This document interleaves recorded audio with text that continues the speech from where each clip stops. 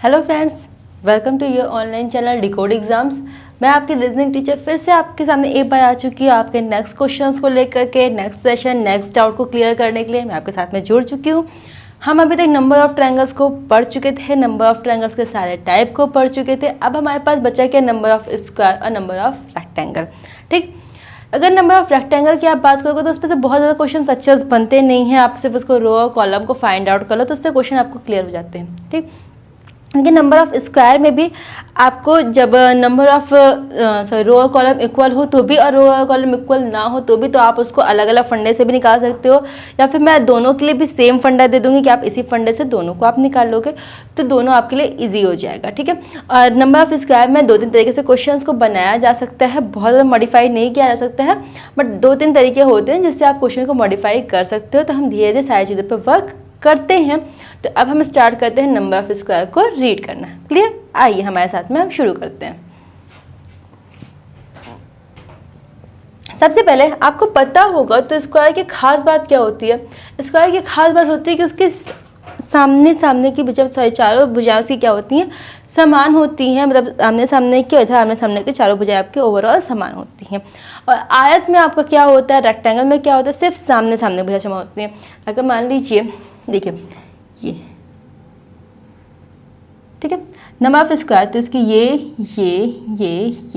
चारों भुजाएं क्या है, समान है। और जब हम आयत बनाते हैं तो वो हमारा ऐसे बनता है, कुछ ऐसे बक्सा टाइप में।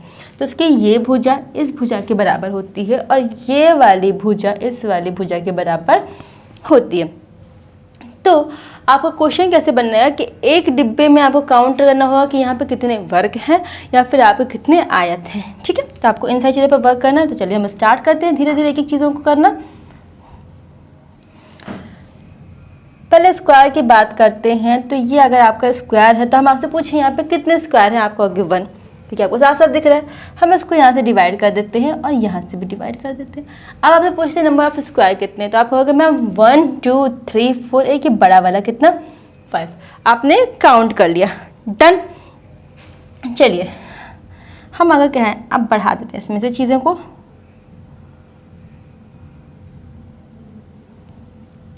ये ठीक, तो यहाँ पे कितना 1 2 3 4 5 6 7 8 9 1 10, बड़ा वाला आप कहोगे 10 हो जाएगा। लेकिन नहीं, यहाँ पे ये आंसर आपका क्या हो जाएगा, गलत हो जाएगा। यहाँ पे जब चीज़ों का आप फाइंड आउट करने के लिए चलोगे तो आप आगे आगे देखते जाओ क्या करना है। हम पहले ट्रिक लगाते हैं, दोनों पे ट्रिक अप्लाई करते हैं कि हमारी ट्रिक पहले इस पे काम कर रही है कि नहीं, फिर इस पे काम कर रही है कि नहीं। ये केस हमारा है रो और कॉलम जब इक्वल है, जैसे ये 1 2 1 2 1 2 3 1 2 3।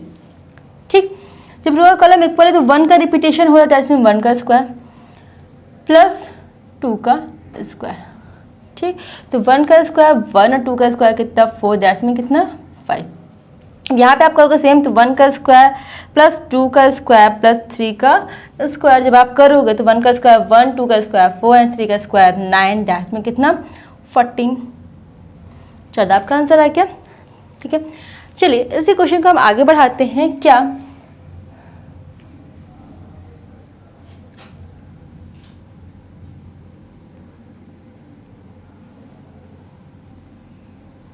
ये ठीक, अब यहाँ पे देखिएगा 4 3 2 1 1 2 3। अब यहाँ पे क्या आपका रो और कॉलम इक्वल नहीं है। ठीक, यहाँ पे रो और कॉलम आपका इक्वल नहीं। हम आपको अभी 2 मेथड देंगे दोनों क्वेश्चन को सॉल्व करने के। रो और कॉलम इक्वल हो तो भी, रो और कॉलम इक्वल ना हो तो भी, दोनों के मेथड हम आपको देंगे।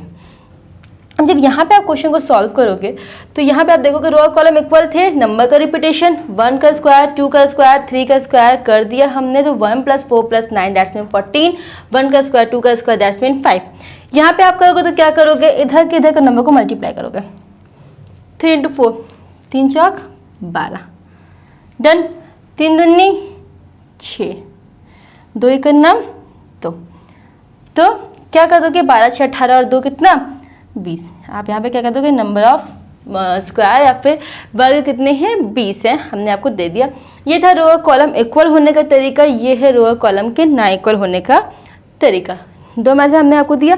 ठीक है, दोनों पे आपके अलग अलग मेथड अप्लाई हो रहे हैं। Number of square row column आपके इक्वल हैं तो आप क्या करोगे, नंबर का स्क्वायर करोगे। रो कॉलम इक्वल नहीं है तो आप उधर के बड़े नंबर को इधर के बड़े नंबर से मल्टीप्लाई करोगे। जैसे इधर का 4 बड़ा था, इधर का 3 बड़ा था, तो 4 तिहाई 12, 3 दूनी 6, 2 1 2। ठीक, आप इस तरीके से क्वेश्चन को सॉल्व करोगे। चलिए हम आपको दूसरा मेथड देते हैं कि अगर आप मान लीजिए कहते हो कि मैम दोनों पे अलग अलग मेथड अप्लाई करेंगे, हम आपको सेम मेथड देते हैं जो दोनों क्वेश्चन पे आपके अप्लाई हो जाए। Let's pick this. ये फिगर देखिएगा, ये फिगर कितने का है, 2/2 का है, 2/2 का है। तो 2/2 का है तो हम 2/2 में से 2 × 2 कर देंगे कितना 4, फिर 1 × 1 कर देंगे तो कितना 1। ठीक, तो भी आंसर कितना आ गया आपके पास में 5। ये देखिएगा ये पूरा क्वेश्चन कितने का है, 3/3 का है। ये फिगर 3/3 का फिगर है तो इसमें क्या करेंगे, 3 × 3 पहले करेंगे, 3 3 ज़ा 9, फिर क्या करेंगे 2 × 2 करेंगे तो 2 2 ज़ा 4 एंड 1 × 1 करेंगे तो 1 1 ज़ा 1, सबको ऐड करेंगे तो भी आंसर कितना 14। हम अलग सेकेंड वाला मेथड आपको ग्रीन कलर से दे रहे हैं, ध्यान रखिएगा। अब देखिएगा हम आपसे कहे यहाँ पर 2 × 2 का फिगर था, 3/3 का फिगर था, हो गया। ये फिगर की अगर आप बात करोगे तो ये फिगर कितने का है आपका 4/3 का फिगर है। ठीक, 4/3 का फिगर है। आप जब 4/3 के फिगर का सॉल्व करना शुरू करोगे आप, तो आप जब यहाँ पे देखोगे तो कहोगे 4 × 3 कितना 12। ठीक है, फिर 3 × 2, क्यों, क्योंकि 4/3 का है, एक एक घटता जा रहा है, उधर का लास्ट, फिर इसके बाद इधर से लेंगे तो 3 दूनी 6, फिर 2/1 तो कितना 2, तो फिर आप ऐड करोगे तो 12 6 18 और 2 कितना 20। ठीक, हमने आपको क्या किया, एक जो ग्रीन कलर से जो मैंने मेथड प्रोवाइड किया है, ये रो कॉलम इक्वल हो तो भी, रो कॉलम ना इक्वल हो तो भी, तो दोनों में ये फॉर्मूला क्या होगा आपका लग जाएगा। डन। चलिए, आपको रो कॉलम इक्वल हैं नहीं है, इन चीज़ों से आपका मतलब खत्म हो गया, आपको चीज़ें समझ में आ गई हैं। तो इसके क्वेश्चंस के टाइप कैसे बनते हैं हम इस पर डिस्कस करते हैं।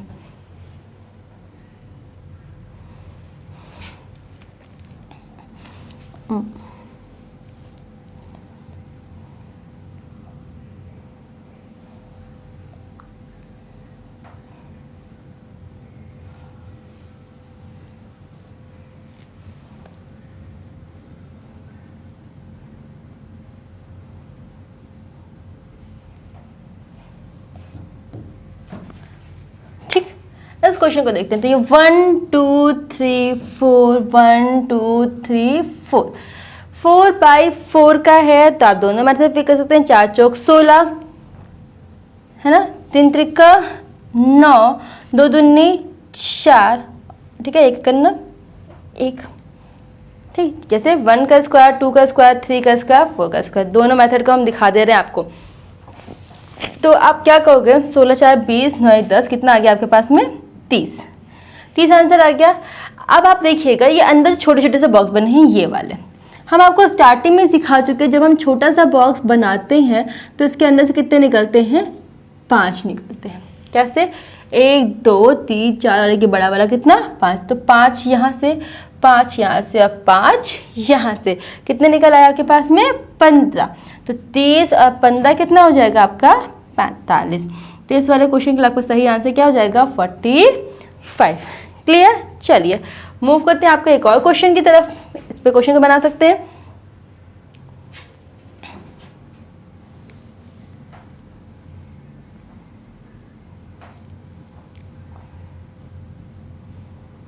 देखिए लाइंस अगर इक्वल्स नहीं बनती तो भी आपको इसको स्क्वायर ही समझना है, आप इसको रेक्टेंगल समझ के सॉल्व मत करने लगिएगा, क्योंकि हमारी आर्ट बहुत सच्चा अच्छी नहीं है। हो गया,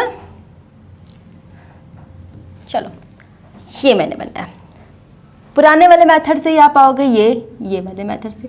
तो यहाँ से कितना 5 फिर 5 फिर 5, तो 5 5 10 और 5 15, ये हो जाएगा आपका। ठीक, और 5 15 आपने ये किया और उसमें आप एक ऐड करो, क्या एक ये वाला फिगर। डन। एक आपका बीच में हमने एक फिगर को लिटा के बना दिया। लेकिन आप अगर ये कहो कि मैम जो हमने इसको लिटा के बनाया उसके अंदर क्या हमारा अंदर नहीं बन रहा होगा, ये हमने इस फिगर को हमने आपको ऐसे बना दिया, तो आप कहोगे मैम इसके अंदर भी आपका स्क्वायर बन रहा होगा। ठीक है। लेकिन आप ध्यान देगा ये फिगर ऐसे है तो इसकी चीज़ें ऐसे आ रही है, तो अंदर ट्रायंगल बन रहा है, स्क्वायर नहीं बन रहा है। तो 15 में 1 जोड़ दो मतलब कितना, 16। डन। चलिए आगे बढ़ते हैं और क्वेश्चन पे आते हैं।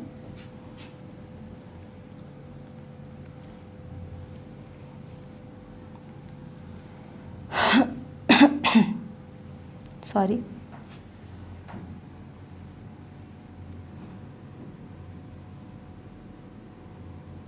ये मैंने बनाया और आपसे कह रहे हैं कि आप इस फिगर में आप काउंट करिए कि आपके नंबर ऑफ फिगर्स आपके पास में कितने हैं। तो इस फिगर में आप काउंट करने के लिए क्या करोगे, पहले वाले मेथड से आओगे तो 1 2 3 4 कितना, 5, ठीक। लेकिन जब आप सेकेंड पे ध्यान दीजिएगा, जब आप इस वाले पे आओगे तो आपको जो ये वाला है, ये वाला पोर्शन, ये तो पहले वाले 5 में जा चुका है ना, पहले वाले 5 में आपका जा चुका है, मतलब यहाँ पे कितना बचेगा, सिर्फ और सिर्फ 4। फिर जब आप इस वाले पे आओगे तो इसमें का भी ये इसमें जा चुका है, तो यहाँ पे भी कितना बचेगा, 4। फिर जब इधर पे जाओगे तो यहाँ पे भी कितना बचेगा, 4। मतलब सिर्फ पहले वाले पे 5 निकलेगा, बाकी सब पे कितना, 4 बचेगा। तो 4 तिहाई 12, 12 5 कितना, आपका आंसर 17। क्लियर, ठीक है। चलिए आगे बढ़ते हैं।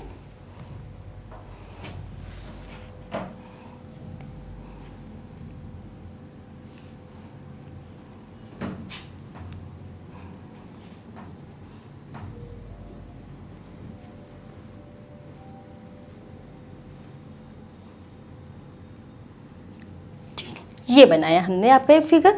इस फिगर की बात करें तो इसमें 3/3 का फिगर है, तो 3/3 का फिगर मतलब 1 2 3 आप कह लो, 1 2 3 आप कह लो। तो 3/3 का फिगर है तो 1 का स्क्वायर 1, 2 का स्क्वायर 4, 3 का स्क्वायर 9, कितना हो जाएगा 14, दैट्स मीन 14।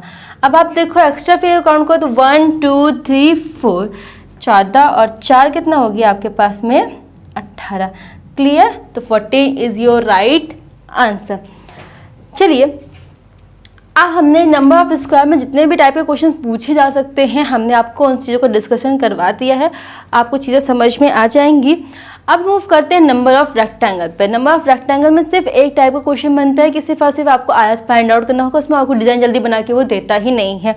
जब नंबर ऑफ आयत मतलब नंबर ऑफ फिगर्स में आपको number of rectangle find out करना होगा तो कैसे करेंगे, ध्यान दीजिएगा। नंबर ऑफ रेक्टेंगल्स में रो और कॉलम इक्वल हो तो भी और रो और कॉलम इक्वल ना हो तो भी सिर्फ और सिर्फ एक ही ट्रिक अप्लाई होती है। वो ट्रिक क्या है,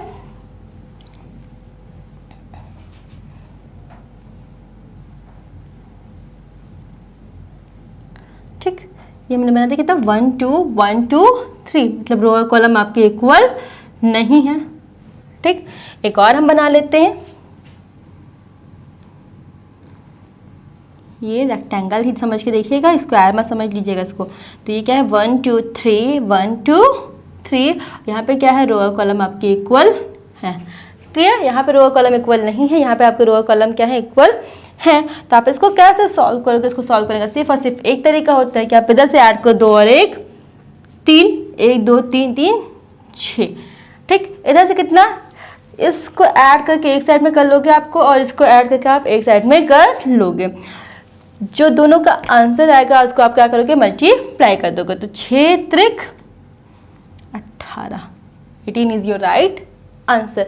क्या करना है, रो को ऐड करके एक साइड में, कॉलम को ऐड करके एक साइड में और दोनों आंसर का मल्टीप्लिकेशन। सिर्फ आपको इतना सा करना है, आपका आंसर आपके हाथ में होगा। चलिए यहाँ पे देखिए 2 1 3 3 3 6, यहाँ पे 2 1 3 3 3 6, तो 6 गुणे 6 कितना हो जाएगा आपके पास में 36, 36 is your right answer. Clear. चलिए number of square, number of rectangle में जितने भी टाइप के क्वेश्चंस बनते हैं हमने आपको सिखा दिया, नंबर ऑफ ट्रायंगल भी हमने आपको सिखा दिया। अब आती है बात आपके नंबर ऑफ सर्कल की। तो नंबर ऑफ सर्कल्स में सर आप ध्यान रखिएगा कि नंबर ऑफ सर्कल्स के लिए कोई भी चीज़ें, कोई भी ट्रिक आपका अप्लाई होता ही नहीं है। आपकी मजबूरी होगी कि नंबर ऑफ सर्कल आपको गिनना ही पड़ेगा। वो कुछ नहीं करता क्वेश्चन, एक गोला बनाएगा, गोले के अंदर गोला बनाएगा, किनारे किनारे 2-3 गोले बना देगा, आपको सिर्फ उसको गिनना ही पड़ेगा। तो इसलिए कभी कभी होता है कि एक गोले के अंदर से निकालता है, दूसरा गोला दूसरे गोले के अंदर से निकालता हुआ, तीसरा गोला ऐसे करके बना देगा। तो इस सिचुएशन में आपको काउंट करने के अलावा हम आपको उसकी कोई ट्रिक नहीं दे सकते, क्योंकि उसके पास सीधा सा काउंट करने के अलावा कोई ऑप्शन होता ही नहीं है। इतना लंबा वो क्वेश्चन बना के ही नहीं देगा कि हमें उसके लिए किसी ट्रिक को पैदा करने की ज़रूरत पड़े। तो जहाँ तक हो सकेगा वो नंबर ऑफ सर्कल क्वेश्चन जल्दी एग्जाम में पूछे जाते ही नहीं है। बहुत रेयर केस में कभी 1-2 क्वेश्चन पूछा गया, अदरवाइज नंबर ऑफ सर्कल का क्वेश्चन पूछा जाता ही नहीं है। तो मोस्ट इंपॉर्टेंट आपके लिए क्या है, number of triangle, number of rectangle and number of square. और उसमें से भी सबसे most of the most important अगर आप बात करोगे तो most of the most important आपका है नंबर ऑफ ट्रायंगल, जिससे एक ना एक क्वेश्चन आपके एग्जाम में बनता ज़रूर है। क्लियर? तो तीनों चीज़ों को हम आपके ख़त्म कर चुके हैं। मिलते हैं आपके नेक्स्ट सेशन में आपकी नई वीडियो के साथ में। तब तक के लिए थैंक यू।